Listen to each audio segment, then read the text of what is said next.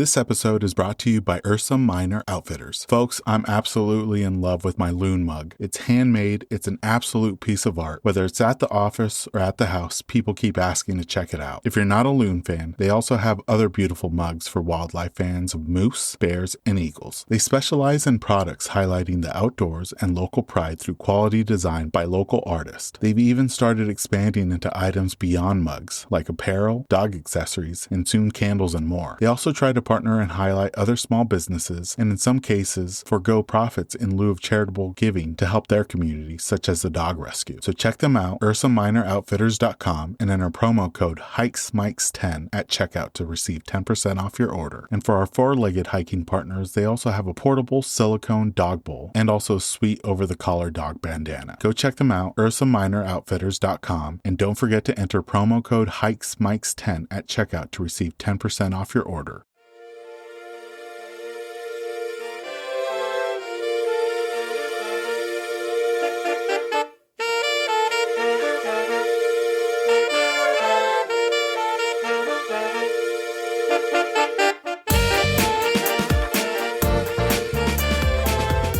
Welcome everyone to the Hikes and Mikes podcast. I'm your host Ivan, and together we'll embark on a weekly journey connecting with extraordinary hikers from all corners of the United States and beyond. Throughout these fall months, we've had the privilege of conversing with some remarkable individuals. Their experiences and adventures will leave you yearning to hit the trails. In our Season 8 premiere, we have an incredible guest who traveled across much of the western U.S. Her name is Tabby, and you can follow her on Instagram at Tabby's Road Trip. In this episode, Tabby shares her hiking and travel journey, from her start in Idaho to now being down in Texas. We learn about some of her favorite places not just in Texas and Idaho, but across the western U.S. She even shares some under-the-radar destinations and some of her favorite local stops for delicious food. Without further ado, let's jump into this episode with our guest, Tabby.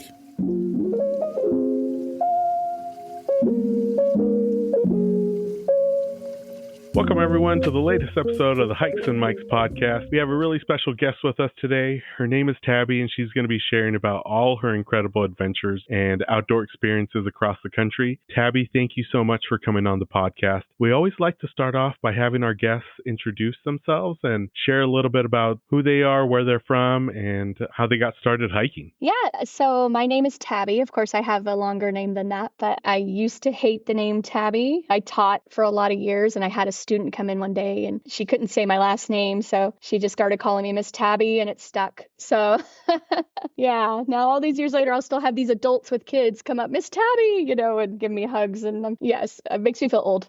But I am originally from Idaho, from a little town called Nampa, Idaho. So it's kind of near the southern corner, near the Oregon border, and about maybe 30, 40 minutes from Boise. So real close. I have lived in Texas for 20 years, I think. It's been a long time. I moved here when I was, well, I'm not going to say that because then y'all know my age. So I moved here 21 years ago, and it was culture shock coming from the mountains of Idaho where we didn't even need air conditioning in the summer to Texas. I moved here in June. I thought I had quite literally entered like the depths of the inferno of Hades.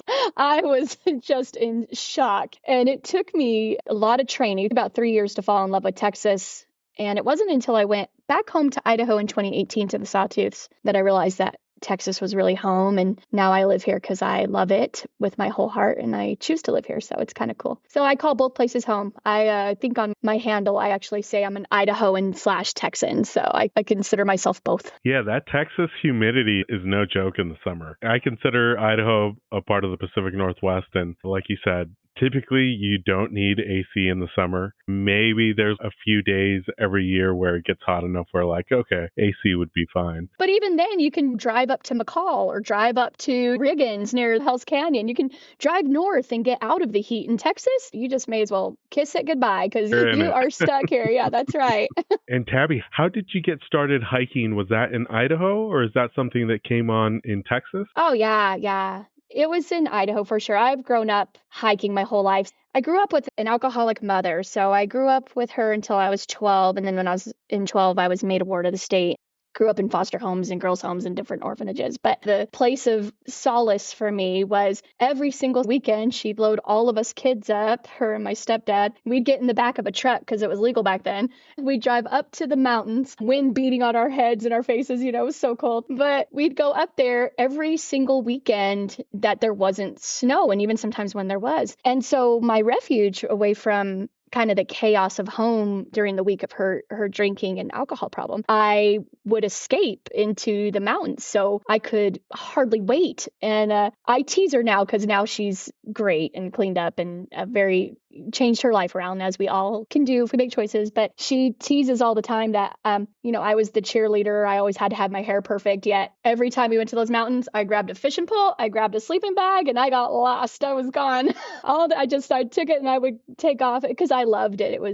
It was my happy time. It was my peace, my sanity, my happiness. And so I've been hiking my whole life. And what a great place to start. I really do think that Idaho is underrated when it comes to hiking destinations. When you think of the Pacific Northwest, people think of Washington and Oregon, but Idaho is right there with us, with mountains like the Sawtooth, some incredible waterfalls, some beautiful alpine lakes. It's truly something beautiful. I have very detailed instructions as to where I'm to be cremated and laid in central Idaho, up above McCall and Goose Creek Falls. So yes, it's definitely, I always tease that Idaho put their I-84 interstate right through the ugliest desert part on purpose because we want people to leave us alone. And so it's kind of funny. I didn't go to Yellowstone until I was 40, and I didn't go to Glacier until I was 38. And that's because growing up in Idaho, you don't visit where the tourists are. You go deep into the mountains, deep into the forest where nobody's going to find you. And so the Nez Perce National Forest, and, that's kind of where we spend a lot of our time on the border of Montana. And so I was shocked by how beautiful Yellowstone was and Glacier. Now you're living in Texas, and I think that's another place that is underrated when it comes to the hiking scene. How would you describe the hiking scene in and around your local trails? I love Texas. I love it. It's amazing. It's beautiful. It's unique. The culture, the beauty. It's a different beauty, right? So the Pacific Northwest, you have, snow in July in the Sawtooths and, alpine lakes. And in Texas, I've never swam in a Texas lake because if I can't see deeper than 3 inches, I'm not getting in it. So, but I've a kayak, but I'm not going for a dive like I do in Idaho. But it's so beautiful. The trees and the greenery and the birds. It's so funny to me because when I first moved to Texas and I started hiking the trails, I remember calling my sister and I said, "Oh my gosh, birds really do fly south for the winter." And she said, "What are you talking about?" And I said, "Just growing up in the Pacific Northwest in Idaho, I didn't realize that we didn't see very many birds until I'm spending winter in Texas and it's just birds everywhere, And so it's beautiful. My favorite trail is Trinity Trail, which starts right outside of downtown Fort Worth. And it's about 75 miles worth of trails throughout the Metroplex. And they've done a really wonderful job of placing it along the Trinity River. And there's trees and there are places to sit and stop. And there's places to feel like you're not in the city where it's just so isolated. Got some great footage just on Sunday where you would think I was in the middle of the woods, but I was in downtown Fort Worth with the sun hitting the Trinity River. And so I love it here. Some really beautiful trails. Lake Grapevine is my second favorite place. And the trails right outside of Flower Mound, Texas are my favorite. And you can get lost in them. And you feel like you're in the mountains, almost like you're in the Ozarks. And you can go for miles and miles and miles. And you don't even realize you're in the city. It's pretty amazing. We're recording this, Tabby, at the end of the summer, and things are already starting to change here in the Pacific Northwest. We finally had our first snow up in the mountains recently. But how was your summer hiking season, and did you have any memorable experiences? So I'm one of those psychos that loves Texas summer, so I'm not looking forward to it cooling down. I don't miss that about the Pacific Northwest. I don't miss snow. Sorry, guys.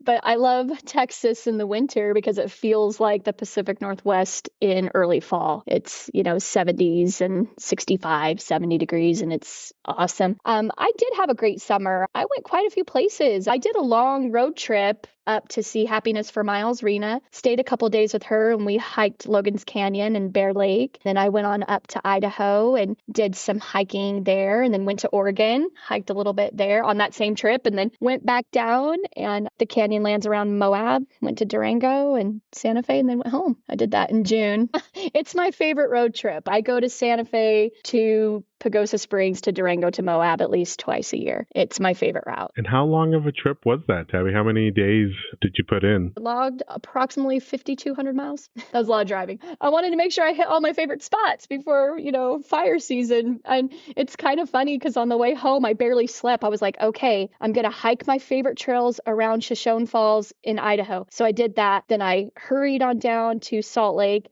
Salt Lake has gorgeous trails around the capital there. So I hiked my favorite trail there real quick. And then I took a nap in the parking lot of a Walmart, then drove down to Moab, hiked my favorite arch really quickly, then drove to Durango, drove to Pagosa. And I posted that silly video where I was so tired, I whistled at a bear to come back to take a picture. Went to Treasure Falls and Pagosa Springs, and then did a little hiking around there, took a nap, and then went to Santa Fe. So I tried to get it all done in about 32 hours. That whole thing of hiking, stopping, sleeping, hiking, stopping, sleeping. I love road tripping. It's one of my favorite pastimes, especially if I have the time to be able to hit up multiple places at once. How would you say your love for road tripping came about? Oh, it's so easy. So in 2001, I had a pretty bad experience in Oklahoma when I was there. And I'd only been there for like 2 months, and I went back to Idaho. And I remember like Scarlett O'Hara from Gone with the Wind. I picked up a handful of, dirt from Idaho. I still have it and said, I'll never leave Idaho again. And well, I got divorced when my youngest baby was 10 months old, and their father found a lady in Texas, and they're still together. They're super happy. They're great. But that very first time when we had to exchange the kids and I had to drive to Texas from Idaho to drop the kids off to be with him for the winter, I was so scared, but I got in the car and I was like, I can do this, and I hit everything. And it's so ironic to me every time because those of you listening, you're going to know what I'm talking about. We hit Snowville, Utah, and there was so much snow that they had closed off the road to be able to go back to Twin Falls or Pocatello, and closed off the road to go to Ogden and Salt Lake. So we were stuck at the Flying J gas station, Snowville, Utah, with 4 little babies on Christmas. And it was just me and my 4 kids. And so I let them open their Christmas presents to keep them calm. And we were playing games. And they still to this day, their adults say that was like one of the happiest days of their life. And so when the snow finally cleared, we got to drive, and it took so long to get from Snowville to Moab that we got there. The storm had finally cleared. The skies had cleared. And I remember seeing the Milky Way so bright for the first time right there outside of Moab. And I parked the car, got my kids out, got every blanket and every sweater. And I said, I know you guys aren't going to remember this, but this is the best day of my life. And we laid on the hood of my car and counted stars falling out of the Milky Way. Still to this day, anytime I go to Utah and I'm stargazing, I find a star for each one of my kids. But I fell in love with road tripping after that. Outside of this road trip that you were able to do in June, you also went to a place that I think is a big bucket list destination for a lot of hikers and outdoor enthusiasts, and that's Alaska. I did, yes. Now that I have unthawed, the Alaska experience is growing on me. I froze for like 9 days. I went from 110-degree Texas to 33-degree real feel temps in Juneau, and I underestimated it. I was thinking it was like the Pacific Northwest, where even if in the summer, if it's cold, it's still dry. And I was in the rainforest, and it was cold. I'm not going to lie. It was very, very cold. And so I had some funny. We tried to take 2 hikes, my friend Lindsay and I, for when the weather had kind of cleared up. And we did the Mount Roberts Summit hike, and we did it. And it is cloudy. We can't see anything. I'm telling her the whole time, this doesn't feel safe. And she's like, no, we're doing it. We're here and we're going. And it's getting thicker and thicker. And I'm like, this doesn't feel real safe. And so we just kept trekking, and we did not go all the way up. We went 5 miles in, I believe, because it just became too thick. We couldn't see our hand out in front of us. So our beautiful Alaska Juneau view that everybody said was just straight clouds, but we have a good story to tell. And then conversely, we decided, so I froze during that, got so wet, froze. We decided, okay, we're going to do the local Dan Muller Trail. All the locals kept telling us about it. You have to go. It's an old mining cabin. And I thought, okay, Alaska, you're not getting me this time. And I dressed in my heat gear. I mean, I am wearing my Under Armour thick, dry fit winter stuff. Oh my gosh, it was so hot. It was like the universe was like, haha, and opened up the sun. And so finally I told my friend Lindsay, I said, I'm going to die. You're going to have to carry me back. I have to strip. And she was like, you do? I was like, I'm going to have to hike this in my underwear. And she was like, okay. So I tease her that basically we didn't see a single bear because I scared them off with my whole, naked body hiking the Dan Muller cabin. And then we get there. We get to the Dan Muller cabin, and it's not an old mining cabin. It has Wi-Fi and plumbing, and like you can rent it to go skiing, and that's why it's a local favorite, because you can go there during the winter and do all the great skiing. And I was like, oh my gosh, Alaska, you really just had some good jokes on me. Oh, boy. And I'm kidding. I don't know if it had Wi-Fi. Was that during July? Yeah, that was during July. So, and the very next we were there like 7 or 8 days, 9 days. And the next day, my friend flew in to Juneau, and he had the most wonderful experience, best weather, the best time. I think I remember that because I had some friends visiting from Hawaii, and I think the day they landed, it was a great day in Seattle, and then an atmospheric river rolled on through for the remainder of their trip, except for their last day. And I was like, I swear it's not like this typically. It's typically sunny, but they still enjoyed themselves. But yeah, the summer weather for the most part is typically sunny, but we get those random storms that just get sunked in with clouds. Yes. Well, my friend Lindsay, we've been friends for 14 years, and she looked at me finally when we were at Gold Creek, and I was trying to get some pictures in the rain, and she said, you're kind of a little grumpy and negative on this trip. And I was like, when I unthaw, I'll be positive. I am so cold. I'm not in my right mind. It was funny. She's known me all these years, and she's like, not seen that side of you. Yeah, I'm the same way. We got our first real cold snap not too long ago, and I was like, I can't believe I'm having to break out my winter gear in August. Still enjoyed myself, but it's like, okay, times are changing. The leaves are going to start turning here any second now, but definitely living up the last little bit. Yes, for sure. You got to get all that you can. And see, that's being in Texas. I don't have to worry about that. I'm going to get to hike all year long. So, Tabby, one thing that I found interesting is that you got a chance to move back to Idaho a couple years ago, I think back in 2018, and you were near the Sawtooth Mountains, and those, man, on the West Coast, they're one of the best looking mountain ranges along the entire West Coast. And they're full of alpine lakes, waterfalls, just some gorgeous rock spires. How was it moving back in 2018? And did you develop any newer favorite destinations to go hiking and exploring in? When I went home in 2018, it was kind of unique. I was an empty nester very early, and I was given an opportunity to be the director of human resources for the lodge there in Stanley. And I took it because I was like, oh, I get to go home. I have no obligations. Absolutely, I'm going to do it. And I went, and I was there, 6 months, but I think I did every bit of the hiking and everything that I could possibly do in the first 4 weeks. And I didn't have phone service. And the age group of the employees there were like college and younger or retired and married. And I was the only 38-year-old in the middle of the Sawtooths with nobody to talk to. And on top of it, I didn't have phone service. And everybody's like, oh, that would be heaven. I would love it if I could get lost in the mountains and not have some phone service. Absolutely. I agree with you. It was great for about 7 days. And then I was like, oh my gosh, I need to know what's going on in the world, So I found myself driving down to Sun Valley a lot to get phone service so I could figure out what was going on. I am so grateful for that time because I had always felt like Texas was something that I had kind of selflessly done so my ex-husband could be with his, new love of his life. And I was like, yay, me, look at me, I'm a hero, right? Texas isn't really my jam. But I went home to the Sawtooths to Idaho, and I realized that Texas had become my home, and I loved it because I loved it. And I couldn't hardly wait for my contract to be over and to go back. I'm still grateful for the 6 months I had in the Sawtooths. I mean, lily ponds, the falls, the Bench Creek fires that have been going on. That was one of my favorite short hikes to do. One day I'm hiking it, and one of our employees came just running down that mountain real quick. And I was like, oh yeah? He's like, hi, Miss Tabby, I gotta get to work. I'm late for my shift. Like, like ran down the mountain. And I was like, okay, I can do this, right? I can do this. And I'm like, okay, I'm gonna run down the mountain too. And it was not a graceful fall, and I'm still grateful, but all of a sudden I'm just poof on the ground.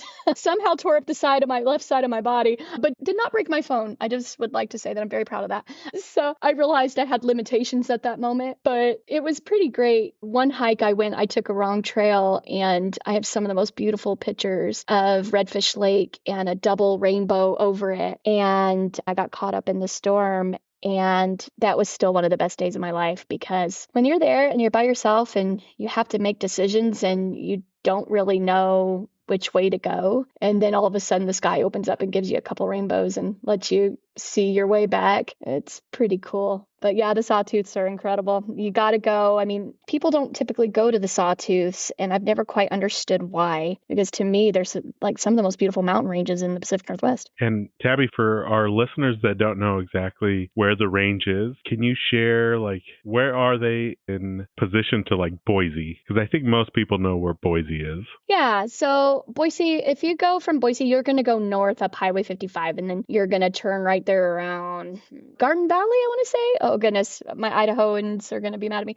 And you go towards along the Payette River, and it's approximately, if you do it safely, because that's a very steep mountain range there, it's about 3 hours along some very, very beautiful mountains. It's a beautiful drive. Even if you're not going to hike, just do the drive. It's gorgeous to do the drive from Boise. There's hot springs all over just along the route. You can stop at any of them. You can float the river there. The beauty is just unspeakable. So Idaho, underrated gem for sure. Oh, for sure. I heard Tania say it, but that's why it's the gem state. Yeah. And, I feel like you've been able to cross off a lot of the Western United States on your travels, whether it's road tripping or flying. In your personal experience, when it comes to talking about underrated gems or underrated destinations, are there any destinations that you've been able to visit that might not be on people's radars just yet? Oh, yeah. When I saw this question, I was excited because Mesa Falls in Idaho was the most beautiful part to me of my Grand Tetons Glacier and Yellowstone trip. It's so people don't know about it because you're going to the Grand Tetons and you pass by it, or you're going to go up to West Yellowstone, which is near there. And you're going to go on through to Yellowstone. You're going to keep going north to Bozeman and go on to Glacier. They just, we're in too big of a hurry, and they just fly right past it. The hikes around Bear Gulch to get up to Upper Mesa Falls. In fact, it's my most popular reel is the Mesa Falls. It's phenomenal. In the winter, the fall foliage is just incredible. And I don't understand why people don't go. But for those of you listening, if you want to be basically alone on a hike, there you are. You can go to Mesa Falls because it's not very frequented. So it's beautiful. It's gorgeous. Oh, man. Next time I'm in Idaho, definitely checking it out. Tabby, one of the best pastimes on road trips outside of reaching your destinations or finding underrated gems is trying some of the local food and restaurants in the small towns that you come across. Are there any memorable restaurants or towns that have really good food spots or restaurants? Okay, yes, there is. And this, you guys are going to tease me, and it's so funny. But I go up to Santa Fe, and I take that route to Pagosa Springs from Santa Fe, and I'm going to butcher it, so I'm not even going to try. It's a bunch of A's and B's and Q's in the name of this little town on the reservation, but it's just a Phillips 66 gas station about an hour and a half north of Santa Fe, and they have the best hatch green chili breakfast burrito. And I time my trip every single time to stop at that Phillips 66 gas station and get that green chili burrito every time. Just go through Albuquerque and then I'll think of that burrito and I won't. I will go the long way so I can get that burrito. I don't know who's making it in there, but they're amazing. Yes, I love it. And it's the cutest little town. So you're going to have to stop the next time you guys go. They have red chili as well, but the green chili one is my favorite. And I don't even care. Like typically I don't eat junk food or carbs or anything, or I try to stay away from that, but I'll eat 2 of those like it's nothing. They're massive. They're very big. Oh, I've definitely started to notice the gas station food outside of the stuff that they have in the warmers. There's some places that have some amazing food. I just came across a place here locally where I live in Central Washington. It's just a regular gas station, but they have a small kitchen and it has one of the best chicken teriyaki bowls I've had in Washington State, and for like $10. Right, It's just cheap. yeah. Next time, Yes. find that green chili burrito for sure. Oh, so good. In fact, I'm going to Santa Fe this weekend, and my plan is to go and get one of those burritos because the Hatch green chili season is phenomenal there. Is that coming to a close right now in the month of August, September? It does, yeah, maybe. Actually, we're already in September. Oh my goodness, no, it's about to close. Yeah, it's about to close. That's why I go. Almost every Labor Day I go to Santa Fe to get that burrito. It's worth the 9-hour drive. Now, Tabby, one thing that really comes across your feed a lot is some amazing sunset captures, and you've been able to capture them across the western United States and outside of the western states. What have been some of your favorite places to catch a sunset? Oh, by far, my favorite place to catch a sunset is here in Texas and Oklahoma. Yeah, it's big sky, so you can just see. So in Texas and Oklahoma, you can see clouds for miles and miles. And it always reminds me of that Forrest Gump quote where you don't know where heaven starts and earth, begins or ends. It's almost one, the landscape and the sunset. And I'm in awe of it. I am a sunset chasing and a sunrise chasing psycho. I am a sun chasing psycho because I'm addicted to them. Oklahoma and Texas by far, but Oklahoma, one day I was leaving work and it's still the most beautiful sunset I've ever seen. And it just fell over the Oklahoma City Memorial. And I stood there almost emotional because it was so beautiful off of the reflection pond and off of the entire memorial that I almost forgot to take pictures and video. I had to run back to my car to grab my camera to get some footage really quickly because I still have never witnessed anything quite like that. And I'm glad you mentioned Oklahoma because one of our previous guests, Monica, shared some beautiful spots in and around that state. And you've got a chance to spend quite a bit of time in and around Oklahoma. Are there any favorite outdoor destinations that you've been able to visit in Oklahoma? Oh, yeah. So I love Oklahoma. I love Texas. I love Oklahoma. And I love New Mexico and Utah. Those are my 4 favorite states. Sorry, Idaho. But yeah, but Oklahoma, I got to work there for 3 years. And so I got to really know, number one, the Okies are the most kind, generous people, all of them that you'll ever meet. Incredible culture, incredible people. And the community, they have a group there called the Land Runners in Oklahoma City. And for free, every Saturday, they shut down the city and train anybody of any experience level, age, size, gender, creed, whatever. You can go on these runs and they train you to do the Oklahoma City Memorial and then the Tulsa Route 66. And it's all free. And so they just try to get their community active and get them out there working out and hiking. And it's amazing to me. You'll see 80-year-old people out there. You'll see, little kids and, they might be training to do 1 mile or training to do an ultra, you don't know, but it's just, and they treat them all the same. So the community there is amazing. I love Oklahoma. I never make a secret. I love Oklahoma. I go there at least once a month to hike. I go to Chickasha National Forest, which is about an hour and a half north of me. I'm there quite often. Waterfalls, greenery. It's a nature preserve. It's miles and miles of just beauty, crystal clear creeks and rolling, streams.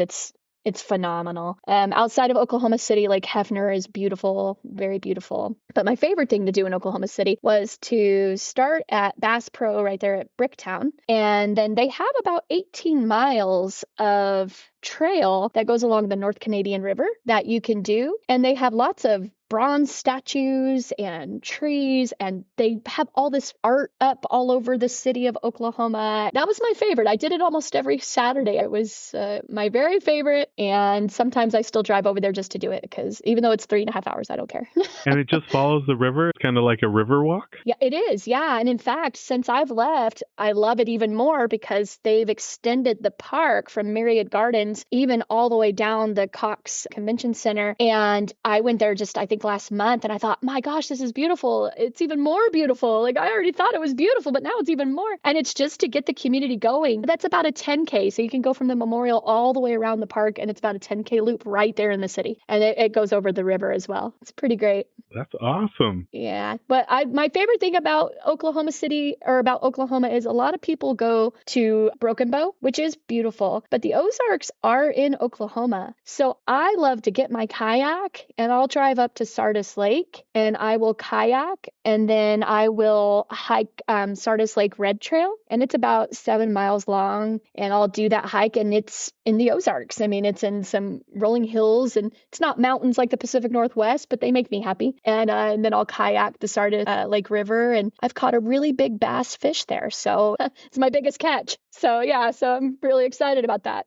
But it's beautiful. Good to know. You don't have to necessarily travel all the way to Missouri to catch a little bit of the Ozarks. It is, yeah. So the Ouachita National Forest is actually in Arkansas and in Oklahoma. Yeah, it's gorgeous. And then sometimes I'll do a big loop. I'll go and spend the night at Sardis, fish, kayak, and then I'll go on up to Eagle Lake in Arkansas, and then I'll go back down. It's a beautiful little road trip and great hikes, great scenery. Now, Tabby, we like to do a regular segment here on the podcast where we do a deep dive into our guest's Instagram account and ask them about a post or a location that captured our attention. And you have some amazing reels and pictures that you've been able to take on your trips, but the one that captured my attention was a capture from the Grand Canyon. And the reason it caught my eye was because half the canyon was like lit up by the sun, and the other half looked like it was experiencing a spring snowstorm. Can you share a little bit about that visit and that experience? Oh yeah, that was just this past Easter. So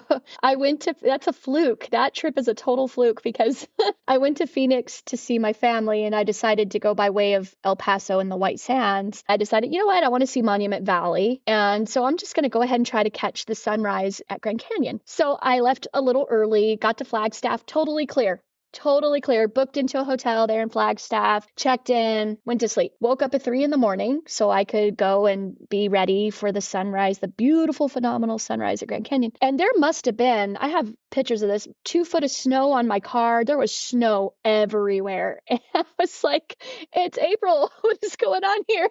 So I scraped snow off my car. I had to scrape so much snow. And I started on my way to the Grand Canyon. I told my sister, I said, okay, it's pretty treacherous out here. The roads are pretty bad. I said, so I'm going to proceed, but I'm going to share my location. And she told me later that they had shut down I-40 going towards Las Vegas and towards Albuquerque because the roads were so bad. I was one of the only people to get through. So I get to Grand Canyon for this phenomenal view. And again, as you have all heard, I don't like the cold, and it is cold and it is windy.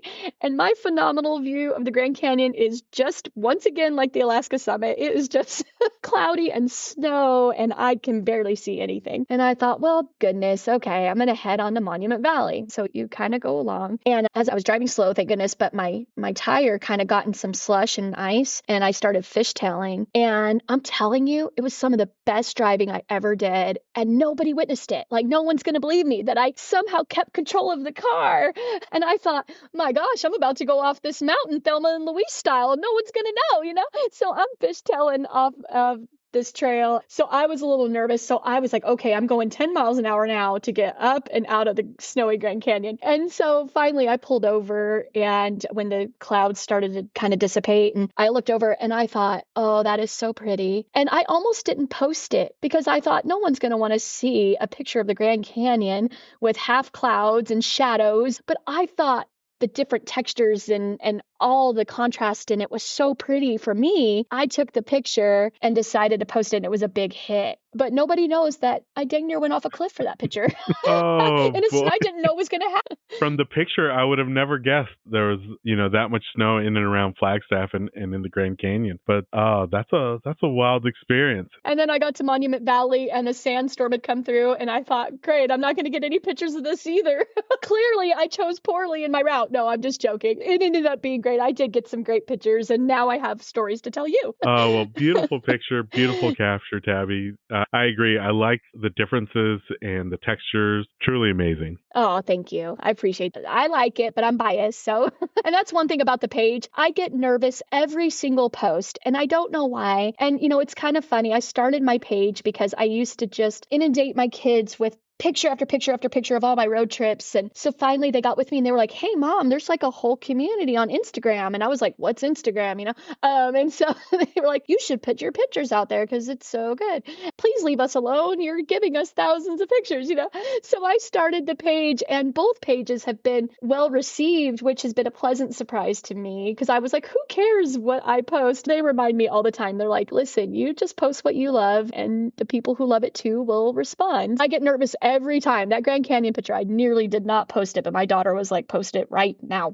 So glad you did. Yeah, keep posting those pictures from your adventures. Truly remarkable. Tabby, these last couple of questions are questions we like to ask all our guests. And I'm interested in a different variation of this question for you because you do love to road trip. When it comes to road trips, is there any regular routines that you like to do, whether it's stopping at specific locations, type of restaurant that you like to check out, or anything particular that becomes something of a regular occurrence on road trips? There is, I didn't even realize it until this last year, but I am a 4 a.m. road tripper. So I get up at 4 a.m. because some reason I feel like as a single woman, it's safe to drive from 4 a.m. to sunrise, but I make sure I have a hard stop before sunset and I will not drive past dark at sunset. So in the summer, in the Pacific Northwest, I can drive till 10 or 11 o'clock at night, but in the winter, I'm done at 4.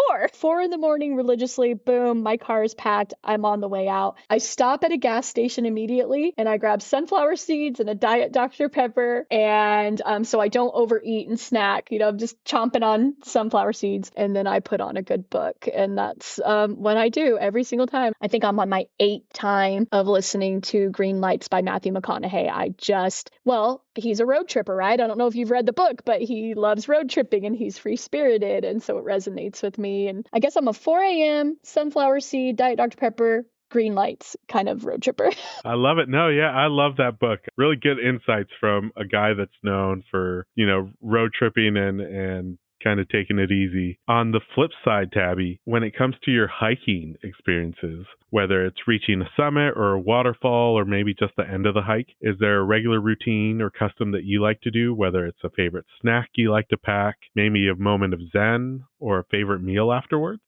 I thought about this and I was hoping for some type of really sophisticated philosophical answer that would just make everybody be in awe.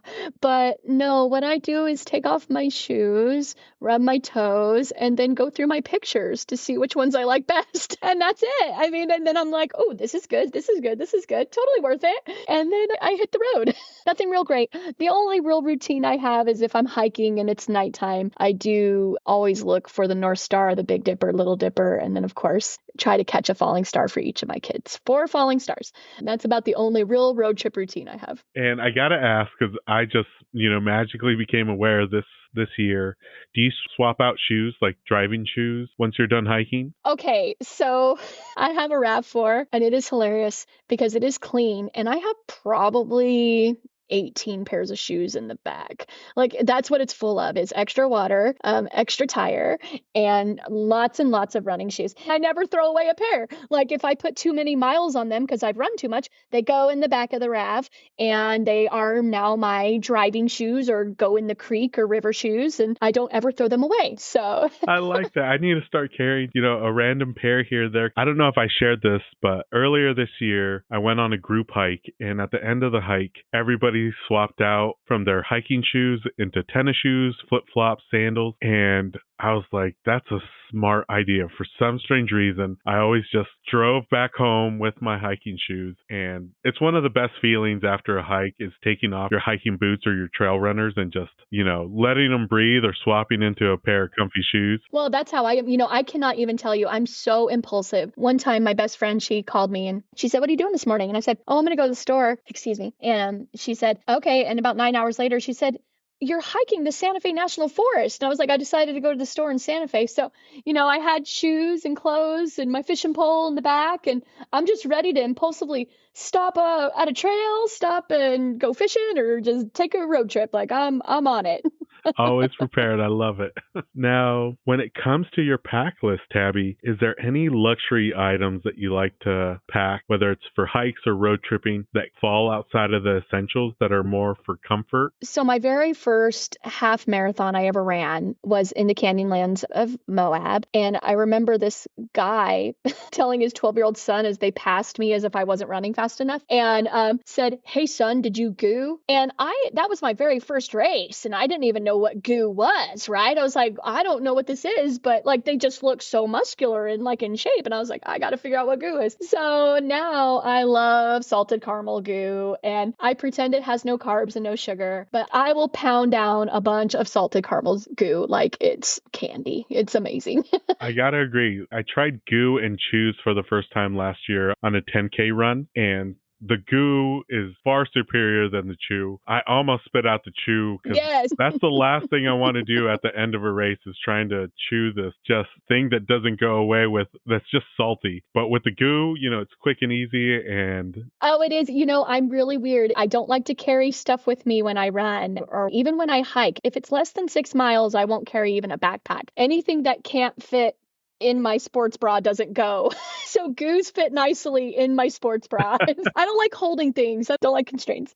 Minimalist. I love it. Now, we're at the end of 2024. Do you have any hiking or travel goals for the remainder of the year or maybe for 2025? I do. I actually have a trip planned to Santa Fe this weekend. And in October, I'm meeting up with some with some New York IGers. So Trail Buddy and Forever Chasing Views, I think, is going to be there and a couple of others. So we're going to be hiking New Jersey and New York. I've never got to do that. I'm pretty excited about that. And then I decided, since Alaska was so freezing cold, I just, being Tabby, impulsively bought a plane ticket to Florida. And I plan to hike the area around Florida and hopefully catch some amazing sunsets in November. So that's my rest of the year 2024. Is this going to be your first time hiking in the Northeast? It is. Yeah. I did last year. I took a trip to Washington, D.C., and then I road tripped to Monticello, did some of the Virginia fall foliage around there, which I can't wait to post, and did a little bit of Maryland. It was phenomenal. It was everything I've ever heard of plus some. I want to go back and do that. I haven't hiked much in the East. I want to do the Carolinas. This will be my very first time to hike in New Jersey and New York. Not going to lie, it was never on my list, but I love Trail Buddy Dorothy so much. At her urging, I am going for my birthday. Well, I'm excited to see the content that you're able to share with us online from that trip. And I've heard some really great things about Virginia, the Carolinas, and their fall foliage. It's right up there with the Northeast and other places. I'm excited. Now, we're at the end of the podcast. We're going to finish off with game of this or that questions, where I'm going to give you 10 hiking-related topics, and you just choose which one you prefer out of the two. The first one is, do you prefer hiking in the summer or in the fall? Oh, man, so hard. Summer. And waterfalls or summits? Summits. Switchbacks or straight up? Switchbacks. And do you use trek poles or do you prefer to be freehand? So I love this question. Growing up in the Pacific Northwest, we made our own trek poles. So that is, you find a stick that is about your height and that's what you use. So I would say yes, a handmade Tabby, very local trek pole. I love it. And I love that in some of the trails here and around Washington, people will leave their hiking stick at the trailhead. So if anybody wants to use it, it's there, it's accessible. Exactly. It's Pacific Northwest courtesy. That's what you should do. Now, this next one's about your footwear. Do you use trail runners or hiking boots? Trail runners, 100%. Hiking boots are too heavy for me. I don't like it. Do you prefer a loop trail or an out-and-back trail? I wanted to say outback because all of your guests say loops, but I mean, a loop, you really do get different scenery. It's just the best. And this is one of the new ones, Tabby. Do you prefer hiking on a muddy trail or a rocky trail? Well, after my experience in the rainforest of Juneau, in which I am still unthawing from a month ago, it was all muddy, slushy rainforest swamp. I'm going to say rocks. Rocky trail. Yeah. Alaska did me in. Now, you've had a chance to experience both of these in spectacular fashion, so I'm interested in hearing which one you prefer out of the two, but sunsets or sunrise? I love sunrises. I'm an early bird. At 100%, I prefer a good sunrise. It's quiet. There's less people. It's just complete solitude. I love it. It's the best way to start your day. The best way to start your day. And this is another tough one, but spring wildflowers or fall colors? No. I choose spring flowers. And then the last one, Tabby, would you choose a steep climb or long distance? Long distance. I can go for miles and miles and miles and miles. It astounds even Rena. She's always like, happiness for miles. She's like, how on earth? I can go forever, though. That was it for the This or That questions, Tabby. For folks that want to follow your adventures on Instagram and online, what are some of the best places they can follow you at? So Tabby's Road Trip is my handle on Instagram. And then I do have a website called Windshield Therapy. And it's where I have my blog and some of my writings and some tips and different things if they're interested. I'm just grateful for anybody who's there. I do this because I love the community and I love the people. It's an incredible group. It's so supportive and they always make me feel so good. Being on here makes me feel so good. I'm like, who cares what Tabby thinks? But some people do. So it's great. So thank you so much. Oh, you're very welcome, Tabby. And we'll be sure to link your Instagram and your website on the episode show notes so people can check it out. And I 100% agree. The online community when it comes to the hiking and outdoor scene has been truly remarkable and unbelievable and super supportive. And I really appreciate you taking the time out of your day to share your experiences, and I've definitely added a few more pins onto my Google Maps, and I can't wait to see what 2024 and 2025 has to offer for you. Oh, thank you so very much. Go to Mesa Falls. You won't be disappointed. And that brings us to the end of this episode alongside Tabby. We extend our heartfelt thanks to her for coming on the podcast. Make sure to follow her adventures on Instagram at Tabby's Road Trip. Also, don't forget to check out the episode show notes for more. We have an incredible lineup of episodes planned throughout the fall months, and we can't wait to share them with you. New episodes will be dropping every Monday, with occasional bonus episodes on Fridays. To ensure that you never miss out on those thrilling tales, remember to hit the like and subscribe button. Your support means the world to us. Don't forget to join our vibrant community on Instagram at Hikes and Mikes. We'll be sharing episode visuals, my own personal hiking content, and so much more. Let's stay connected and continue to inspire each other on this remarkable journey. As we bid farewell, remember to tread those happy trails, embrace the great outdoors, and keep the spirit of adventure alive. Until next time, my fellow explorers, happy hiking. This episode's music was created by Ketsa. Follow him on Instagram at Ketsa Music.